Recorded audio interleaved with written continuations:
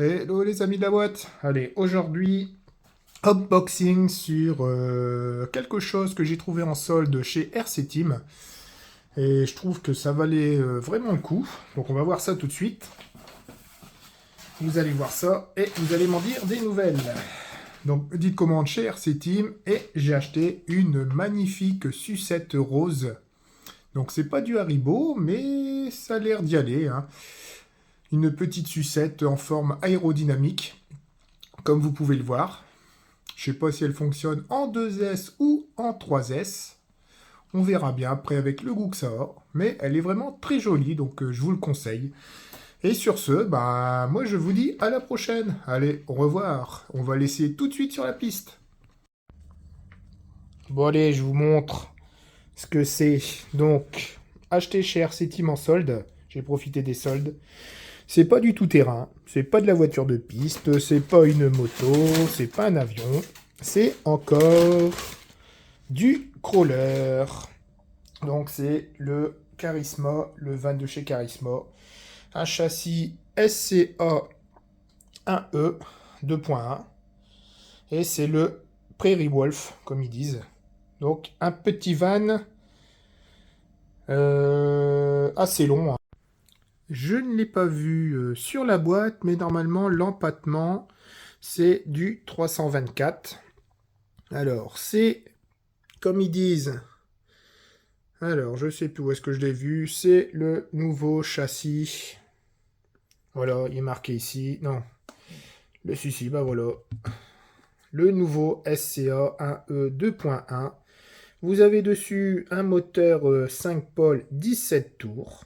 Une radiocommande 2 Go 4 en FHSS. Et aussi, quelque chose de super important que j'ai vu, hein. Les jantes, ça serait du bedlock. Donc c'est vraiment pas mal.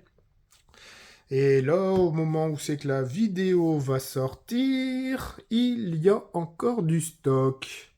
Car après la petite présentation, on va faire quand même les essais.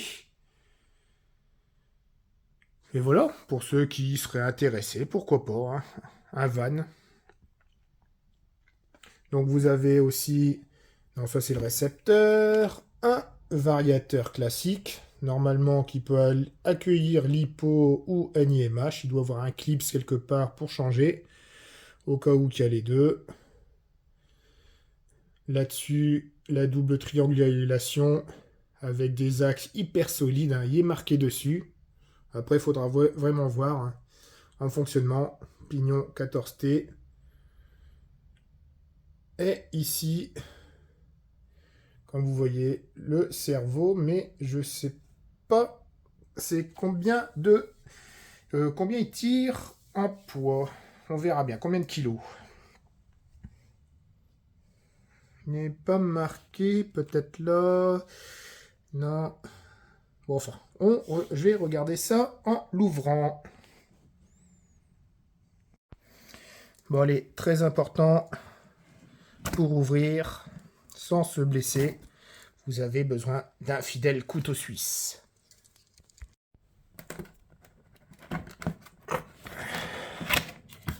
On va essayer de ne pas abîmer le carton. Et voici l'intérieur. Franchement, tout est bien emballé. Alors, qu'est-ce que vous avez d'intéressant? On va mettre ça dessus. On va déjà ouvrir ces deux cartons. Alors, ici, vous avez la radio qui est vraiment bien emballée. Une belle radio. Elle est énorme. Elle est énorme, cette radio. Elle a l'air d'être de bonne facture. Moi, je connais pas ce type de radio. Mais de toute façon, je vais mettre un récepteur HPI et rouler avec soit un récepteur HPI, soit un récepteur Traxas. Comme j'utilise qu'une radio pour plusieurs véhicules, celle-ci va me servir à rien du tout. Mais elle est quand même belle. Il n'y a pas beaucoup de boutons. Les piles, ouais, hop. vite fait sommaire. Il n'y a pas grand chose dessus. Le bouton bind pour allumer, les réglages, les reverses. Tout simple, tout basique. Bon, c'est une radio sûrement que je ne vais pas utiliser. Et dessus, qu'est-ce qu'il y a d'intéressant? Donc déjà, j'ai de beaux stickers Charisma dessus. J'ai la notice. Ah bah c'est bien, pas de fioriture. On télécharge, il monte la radio. Et voilà, il n'y a rien du tout. Allez hop. Un QR code à mon avis. Pour le manuel détaillé et la recherche des pièces, veuillez aller ici au QR code. Donc il n'y a plus de notice, il s'embête plus. Et après ici, je vois que j'ai des piles, j'ai des petites pièces. On va regarder ce qu'il y a dedans. Alors, j'ai perdu mon fidèle couteau suisse. Sans se couper les mains, bien sûr. Alors dessus, j'ai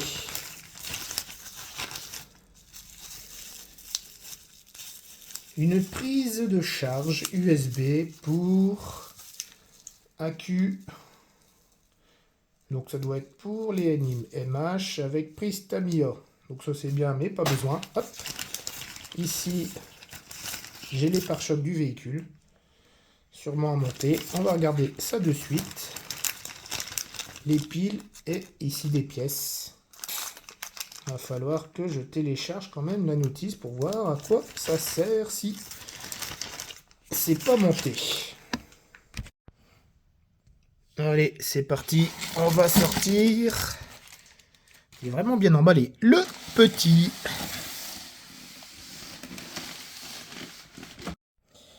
Alors, du coup, fraîchement déballé. On voit que c'est pas de la qualité Traxxas. Parce que les autocollants, c'est de la daube. Ils sont beaux, mais ils sont mal collés. C'est pas pour vouloir embêter Charisma. Mais les autocollants, je les trouve épais. Et j'ai dû en fait, je ne l'ai pas mis sur la vidéo, utiliser mon fidèle sèche-cheveux pour pouvoir recoller. En fait, ça c'était décollé. Le pare-brise était décollé, l'arrière était décollé. Mais bon, ça c'est pas grave. Mais sinon, point de vue moulage, la carrosserie est quand même bien épaisse. Ça, c'est un beau petit plaisir. Donc il est comme ça. Les pneus, les jantes, effectivement, vous voyez, c'est du bedlock. Donc ça, en option, c'est vraiment super. Ça va être un crawler qui va pouvoir aller dans l'eau et sans que je change tout le temps mes mousses. Car j'ai toujours pas investi dans du bedlock. Donc vous avez une petite échelle qui est là. Ici, je verrai bien, pareil, une petite galerie pour pouvoir mettre mes caméras dessus. À l'arrière, même une petite roue de secours ici. Il manquerait une petite roue de secours ici. Alors, le devant. Donc, le devant, une belle calandre. Donc, c'est pas de l'autocollant. Et il manque bien les pare-chocs qui sont livrés avec. D'ailleurs, je les ai là. Voilà, il manque bien les petits pare-chocs qui viendraient ici pour lui donner un autre aspect, une autre gueule. C'est pas sur la photo est-ce qu'ils les mettent. Ah, si, sur la photo, ils les mettent. Ah, voilà. 5 mètres. Donc l'avant, je le trouve quand même assez superbe. Et après, bon bah c'est pareil. Ah oui, vous voyez. Ça, c'est pas moi qui l'ai recollé, mais bon. C'est embêtant. Ils sont un peu déchirés. Après, vous allez me dire, c'est un crawler, mais quand même pour le prix qu'ils le vendent. On aurait voulu avoir quand même une bonne finition du modèle. Allez, on va passer à ce qui nous intéresse le plus. L'intérieur du véhicule. Et chose assez amusante, la carrosserie, le bas tient avec du scratch. Donc je sais pas si c'est normal ou pas. Ils ont mis un morceau de plastique vissé ici sur le pédalier et c'est du scratch. Donc à mon avis, pour bien avoir un bon maintien partout, je pense. Alors, en ouvrant donc, je l'ouvre en même temps que vous. Franchement, aux joies, dedans, il y a une batterie. C'est pas une lipo, mais il y a une belle petite batterie dessus. C'est super, franchement. Je pensais pas. Bah, c'est comme sur le Venture de chez HPI. Hein, ils ont livré la petite batterie avec. On va regarder ce que c'est comme petite batterie. Donc ça, il n'était pas spécifié sur la notice. Mais bon, c'est toujours ça bon à prendre. Hein. D'ailleurs, sur mon HPI, je roule avec la batterie HPI. Elle dure très longtemps. J'en suis assez satisfait. Voilà. Pareil. Ah, par contre, chez HPI, c'est le double de sa capacité, si je me souviens bien. Là, c'est un ampère 4. Avec ça, ça va pas durer très longtemps, mais ça fonctionnera quand même. Ça pourra rouler au moins une vingtaine, trentaine de minutes, je pense. On verra bien. D'ailleurs, j'essaierai. Je vous dirai quoi lors des essais, avec la petite batterie qui est là. Alors, qu'est-ce qu'on voit dessus? Bon, le truc qui me chagrine le plus, c'est ici. Ça va, c'est de bonne facture. C'est les supports de la carrosserie.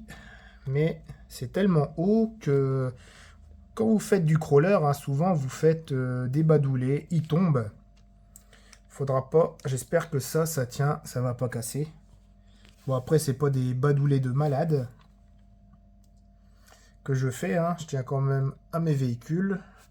Mais bon, je sais quand il y a des hauteurs comme ça, souvent ça casse.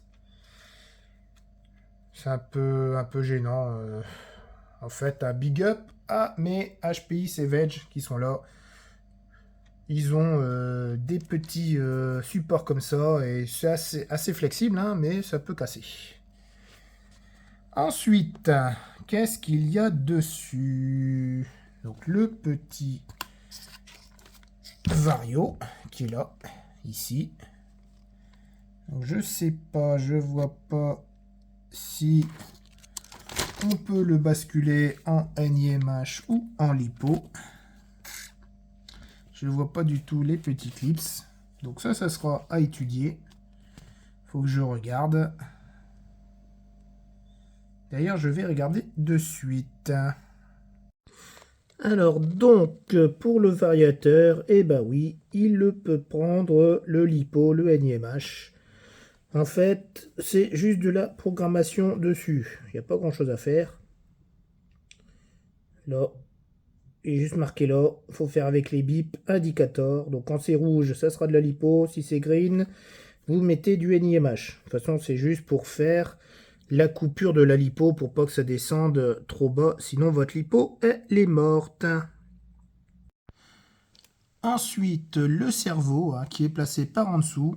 Donc un petit cerveau de 6 kg. Je pense que ça pourrait être un petit peu faible. Mais à voir, car le crawler est quand même super léger. Donc il est ici. Donc c'est un cerveau de 6 kg. High torque, comme ils appellent ça chez Charisma. En espérant que c'est quand même du bon cerveau. Sinon, ça sera peut-être à remplacer si c'est vraiment trop faiblard, mais ça sera à voir en fonctionnement. Car comme c'est mon premier Charisma, je peux pas vous dire. Ensuite, les amortisseurs, franchement, ils sont superbes. Ils ont l'air d'être de bonne facture. Ça... Il a l'air d'être vraiment bien réglé. Derrière, c'est pareil. Donc, on peut les régler. Et c'est... Par contre, c'est en plastique. Ouais. pense que ça doit être du plastique. C'est ça. Des amortons en plastique, mais ils ont l'air de faire leur taf. Les huiles sont assez bonnes. Ça sera à voir aussi en fonctionnement. Après, alors, ce qui m'épate beaucoup, c'est la garde au sol du véhicule. Elle est vraiment très faible. Elle est vraiment à ras des pâquerettes. Il faudra voir ce que ça donne. La barre ici, c'est du plastique pour relier les deux roues, comme vous voyez. Donc j'espère aussi que ça va tenir. On verra bien. Ah, comme je vous dis, hein, c'est pas de la qualité Traxxas. Ensuite, le petit moteur qui est ici, bien protégé. Et par contre, sur donc pourquoi c'est le SCA 1E 2.1, en fait ils ont refait tout le système de tringlerie et de cardan pour éviter les retours. À mon avis, ils ont dû faire quelque chose sûrement en plastique. Faut que je regarde, et là ils ont renforcé tout ça. Donc il n'y a pas de retour possible. C'est pour ça que c'est le 2.1. C'est ce que j'ai lu sur la notice de chez RC Team. Bon, après avoir un faut que je le roule. Donc bien sûr, hein, vous n'avez pas de boîte de vitesse. Vous avez juste une cascade de pignon pour transformer la puissance du véhicule. Ça, c'est donc en métal. Ouais, c'est bien en métal, donc ça c'est bien. Les roues ont l'air d'être de bonne facture aussi. Faut voir ce que ça donne. C'est dommage qu'il n'y a pas de garde-boue aussi, hein. Mais bon, ça sera pas gênant. Allez, on va l'essayer. Et après, je vous en dis ce qu'il en est. Allez, moi je vous dis à tout de suite.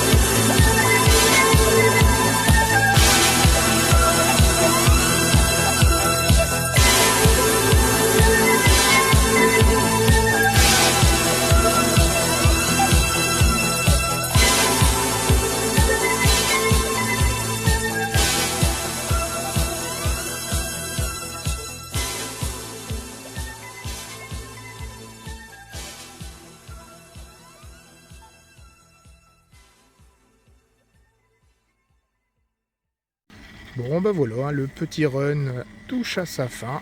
Donc mes premières impressions sur le Charisma, il est quand même top, il est pas mal. Je pensais que avec ses petits trous et sa garde au sol un peu basse, il allait pas franchir tous les obstacles, hein. Comme vous voyez, j'étais en forêt, j'ai monté une pente comme ceci de malade et il l'a fait sans se retourner. C'est pas mal. Alors point de vue batterie, donc vous voyez, hein, je suis avec la radio, je suis avec tout d'origine. La radio, pour moi, elle sera quand même à changer. Enfin, moi, je vais la changer. Après, le moteur, le 17T est pas mal. Après, ça donne beaucoup trop de frein, je trouve. Vous voyez, ça freine direct. Ça, on peut pas le régler. Ni le variateur. Bon, peut-être un petit fusion par la suite. Et pour la batterie, 1 ampère 2, bon, bah, vous voyez, il y a encore tout ça d'autonomie, hein. Il y a la patate, mais on voit que c'est la fin. Et j'ai duré à peu près 20-25 minutes. Allez, 30 minutes grand max. Donc voilà. Bon, le point, non, franchement, pas mal. Pour le prix, surtout à 200 balles, même pas. Je peux vous dire qu'il est superbe, ce véhicule. Le seul petit défaut, c'est les autocollants de la carrosserie qui se détachent, qui se décollent. Ça va pas tenir longtemps. Ça se décolle à fond. J'ai beau le chauffer, là ici ça se décolle. Il n'y a que ça. Il n'y a que ça pour moi que je trouve ennuyeux. Mais bon, mon retour est quand même positif, hein, vous allez dire. Les autocollants, c'est que de la broutille. Donc du coup, hein, quand vous verrez cette vidéo, moi je vous dis, allez-y, foncez. Vous pouvez le commander chez RC Team, surtout pour le prix qui est en promo. Bon bah les petits gars, j'espère que ce petit unbox vous a plu et moi je vous dis à la prochaine. Allez, au revoir.